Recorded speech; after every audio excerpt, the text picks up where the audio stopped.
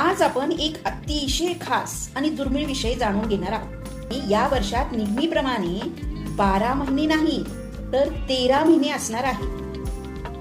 हिंदू पंचांगातील सूर्य आणि चंद्र वर्षातील फरक भरून काढण्यासाठी दर काही वर्षांनी येणारा हा अतिरिक्त महिना धार्मिक दृष्ट्या अत्यंत महत्वाचा मानला जातो. आणि या काळात पूजा, जप, दान केल्याने विशेष पुण्य मिळते. पण काही गोष्टींसाठी वर्ज मानला जातो. अधिक मासात काही शुभ कामं का टाळली जातात? जर तुम्ही हे जाणून घेतलं नाही तर तुम्ही काही महत्वाच्या गोष्टी मिस करू शकता. चला तर मग सविस्तर जाणून घेऊया. अधिक मास म्हणजे काय?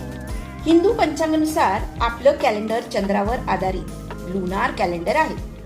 पण सूर्यवर्ष 365 दिवस आणि चंद्रवर्ष 354 दिवस. यामध्ये साधारण 11 दिवसांचा फरक असतो. हा फरक भरून काढण्यासाठी दर 3 वर्षांनी एक अतिरिक्त महिना जोडला जातो. यालाच आपण अधिक मास किंवा पुरुषोत्तम मास म्हणतो. या काळात ज्येष्ठ महिना दोनदा येईल, म्हणजे एक सामान्य ज्येष्ठ आणि एक अधिक ज्येष्ठ. कोणाला आधीपासून अधिक मास बद्दल माहिती होती? जर माहिती असेल तर येस आणि नसेल तर नो कमेंट करून सांगा. अधिक मास हा भगवान विष्णूंना अत्यंत प्रिय मानला जातो, म्हणूनच याला पुरुषोत्तम मास असेही म्हणतात. या महिन्यात केलेले जप, तप, दान, व्रत याचे अनेक पटीने फळ मिळते असे मानले जाते. लक्षात असू द्या, हा भाग खूप महत्वाचा आहे.